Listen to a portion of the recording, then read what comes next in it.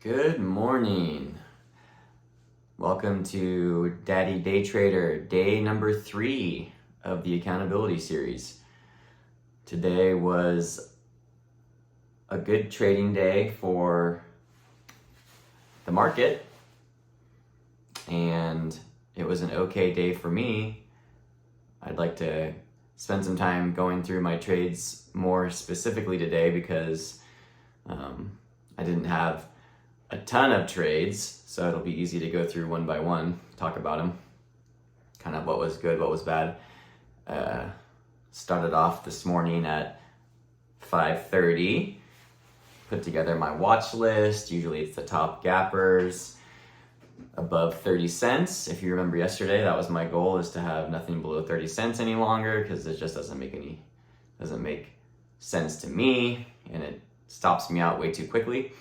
So today, I focused on 2 stocks, which were the leading gappers, SERA and MLGO. SERA was up almost 400%, I think, at one point today, and somehow I managed to lose $2 on it. So good there. I'll talk about that one. So Sarah, I'll call it Sarah, SERA, was my first trade. And I took it as it was doing a high of day break at 5:50 this morning, and 5:50 clock time this morning. It was about to break $3.50. I bought in at 3:48, anticipating that break. It immediately flushed down. I held it. In pre-market, my stop losses are not active, so I have to do a manual stop loss, which is a problem for me.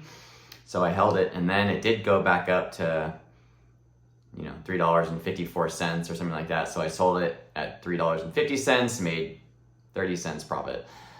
And then that stock flushed down to VWAP, which was $3.20, and I decided I would try and do a VWAP dip buy. So when it goes down to VWAP and it stays there for a candle or two and doesn't go below VWAP, sometimes it'll come back up. So I bought it at 322, which was basically at VWAP. And shortly after that, it flushed down 23 cents. And I did a manual stop. And now I'm down $3 instead of up 30 cents. Because I didn't do my manual stop quickly enough, and it flushed down. Well, then it goes back up through VWAP, and I buy it back at $3.09. And it comes back down again to $3.07, so I stop out again. And it's showing kind of some strength. I'm gonna pull it up on my account on my charts here. So it's kind of going back and forth around VWAP. Let's see. I'm going to do SERA. There we go. And I buy back in at 309. It goes back down below VWAP, so I sell it. And then I have a new resistance line set at $3.17. So if it can get above that, which is also above VWAP, I'll buy back in. So I bought back in at $3.17, which was then it was showing some strength going above my previous resistance point. And then from there, it just keeps going up. So I'm already at a $3 loss, so I'm a little bit gun shy, which is, I'll talk about that in a minute. But so then it's going up. It goes to 320. I sell some, so I'm at 3 cents profit. Goes to 322, 323, 326, 330. Okay, then it starts to come back down again to 326. Okay, then it goes back up again. Now it's on the upswing. I sell my last share at $3.34. I make about, $1 on that trade. So I'm still in the red, but all in all, it was a good trade. I waited for it to cross my resistance point, which was also slightly above VWAP. I sold as it was going up, and I took some profit as it was doing that. I didn't stick with my profit goals because I would have made more money had I held on to it, because this stock then goes up to, I think, $10 a share. So I had bought in at $3.17, sold out at $3.34, and it never goes back down below my purchase price the rest of the, at least till it's at 10:30 now. So, and it goes all the way almost up to $10. So there's something to be said about setting that break-even stop loss and keeping a few shares to work for you, because had I done that, I would have made, a lot more, $6 a share. If I had 3 shares, that's like way past my goal. But see, the problem with that was I was already in the red because I had a bad trade, which I shouldn't have had because I didn't stop out quickly enough. So I find that when I have a really bad red trade, it kind of messes up the rest of my day. Messes with my mind, and I'm not thinking clearly for the next couple trades. So that's something to think about. If I trade pre-market, I have to have a really tight manual stop. Today I failed at that. It went down 20 cents before I even thought about it. And then I finally just stopped out, and then immediately it goes back up from there. So stopping out was the right decision, but it was just too late. I waited too long. But I did get back in, and I was successful on the next trade, but I had already incurred such a big loss, it didn't even make up for that loss. So, and then Sarah just keeps going up from there, and by that point it's kind of past my interest point anymore. It's become like a parabolic gapper, and I don't trade those very well because they usually will stop me out too quickly. So I just let it go. Watched it, but let it go. And I wish I had kept a few shares, even 3 shares. So something to think about for next time. The next stock I traded was MLGO around 7 a.m. That one was also a leading gapper, and what I bought in right as it was breaking VWAP. Let's see here. At 7 o'clock. Yep. And then it had a surge of volume, barely broke VWAP by a penny, and then came back down. It activated my stop loss at $4.10, so now I'm down 50 cents on that trade. And then it immediately comes back up 2 minutes later, so at 7:01, it's now surging back through VWAP strongly with good volume. And so I buy back in at $4.15 again. This time, it surges up all the way to 440 in one candle. It activates some of my profit taking. And then I change my hotkey to break even. And then obviously it kind of struggles around the 330 level, goes as high as 444, and then flushes all the way down to 397, but my stop loss got me out at $4.11. So at this point on this particular stock, I'm now break even, which I'm okay with. I had a good trade, and then I had both were good trades. They were in my trade book, so I was okay with that. Now, typically what happens with me is once the stock flushes down like that, then I kind of lose interest. But a good lesson today was looking at both MLGO and CYTO. Those ones,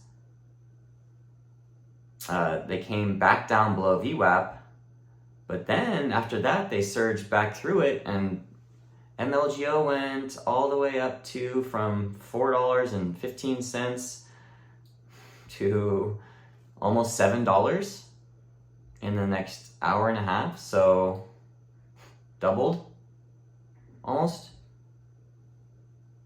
Again, had I been willing to take that next break of VWAP, that would have been the trade. So be resilient.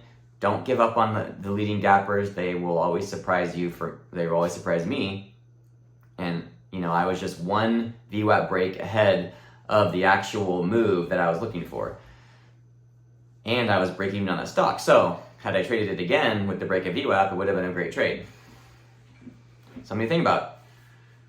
And the same thing happened on CYTO. It was kind of floundering, not breaking VWAP, and it flushed huge.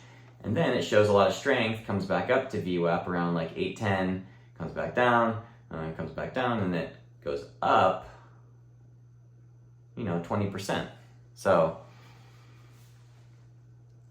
just because they look like they're breaking down, keep an eye on it, trade your trade book, and you might find success with that.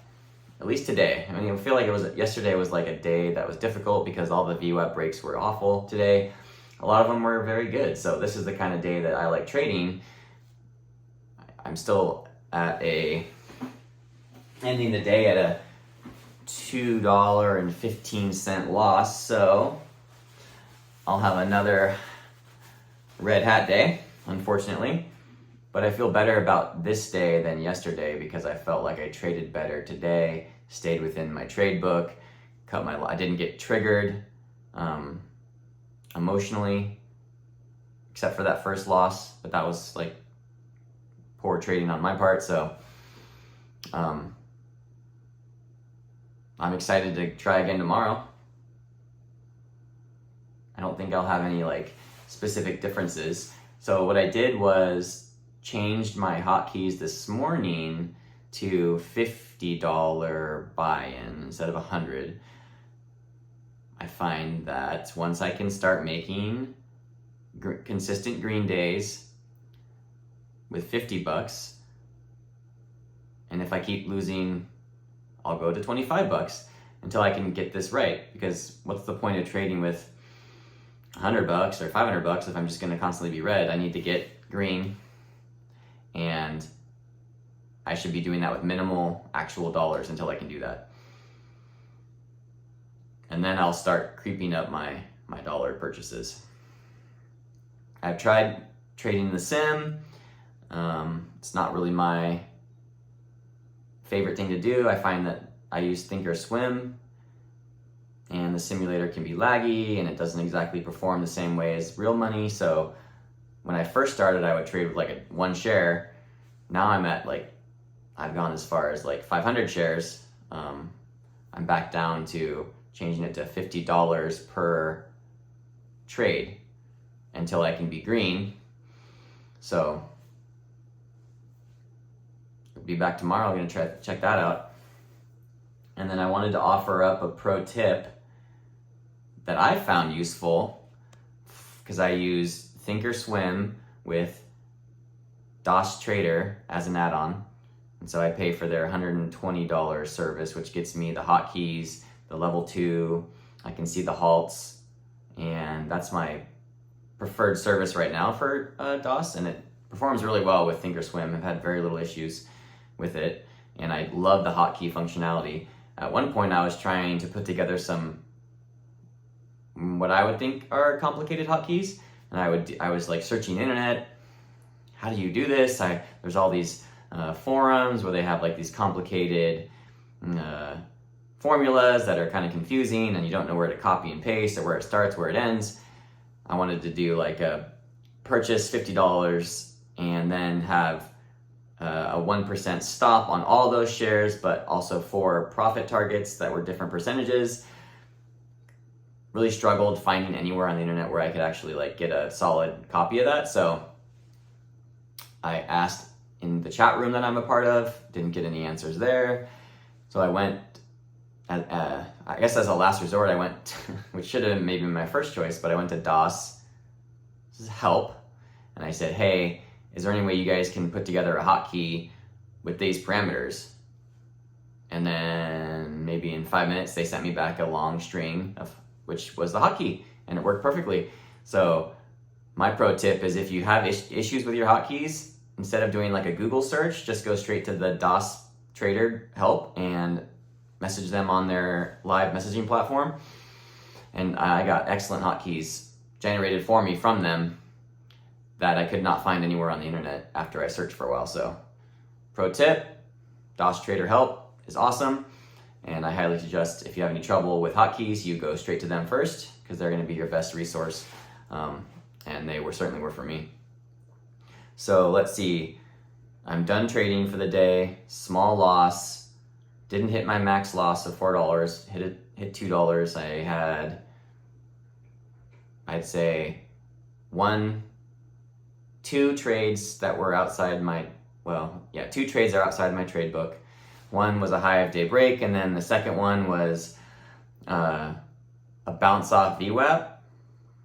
I think what I find is the bounce off VWAP is tricky for me because it's the trend of it's going down instead of it's coming up. So what I do is I'll buy it as it's hitting VWAP, and then it sits there for a bit, and then it will crash below VWAP. So not really buying with the trend when I'm getting it at the bounce off VWAP. So it comes down and bounces. So I'm going to be focusing more on the break from VWAP from below versus the bounce, because the bounce it's not my preferred trade, and I don't do it very well. So I'm going to focus on the break of VWAP versus the bounce off VWAP, trading with the trend as it's showing green candle strength through VWAP. I think that will be a more successful trade for me. So I'm going to focus on that tomorrow. I may also do less shares pre-market because of the fact that I don't have my live stops, and that is problematic for me. I just can't seem to sell my losers quickly enough. I think it's just a false sense of hope.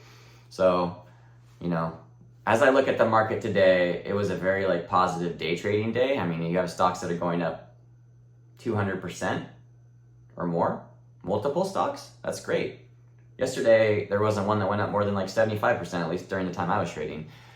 So it was an exciting day, and it's frustrating that I can trade a stock that goes up 200% and I'm down $2 on it. I mean, that's the conundrum of day trading, is if you don't pick the right times and the right setups, you're going to lose money, and that's what happened to me today.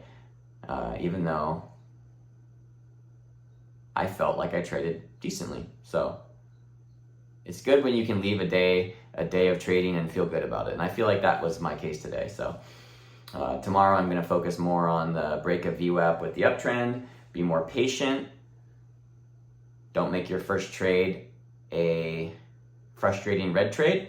That's what I'm going to work on, because my first trade was not in my trade book. It was the break of high of day. And then my second trade was a loser, which was the bounce off VWAP, not the breakthrough VWAP.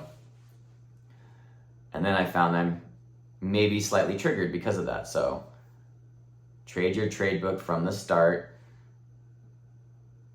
Day trading and stocks try and trick you into trading outside your trade book. And I find that I get tricked a lot. So I need to be better about trading my strategy, mastering my strategy, and not going against it, and not being bored, and not being like, oh, this one's gonna break. Oh, I wanna just try it. It's not that much. So I'm only trading $50. Why does it matter? Well, it matters because if you can't do it now, you can't do it with bigger size. So, and I've, to this date, after a year of really trying this a lot, still haven't found success. So, but I also have the same sort of excitement as I had initially. And I don't feel like I've had that with my profession or my career. It's never felt quite like this. So I think there's something special with this particular type of work that I like doing. And I'm excited again to come back tomorrow and, hey, try it again, right? It will get better, and I will be profitable. And I'm excited about that.